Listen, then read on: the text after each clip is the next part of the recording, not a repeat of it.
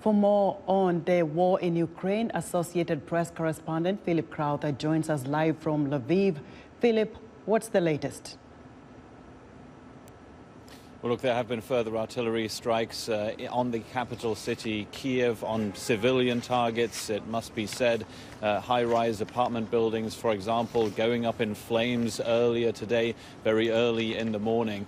These are not military targets, of course. These are civilian areas, and it would appear that the Russian tactics currently being employed for the capital city, Kyiv, might be not all too different to what we've seen in the likes of Kharkiv in the north or Mariupol in the southeast.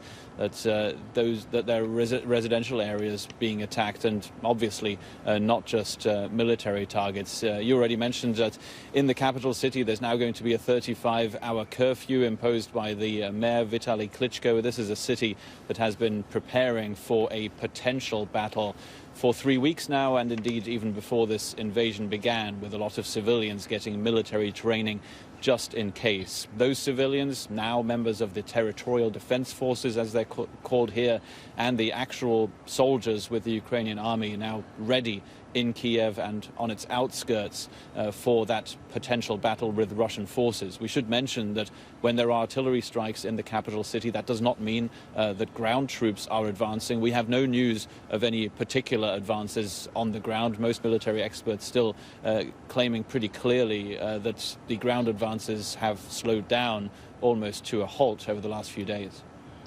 What more are people in Mariupol grappling with after last week's bombing?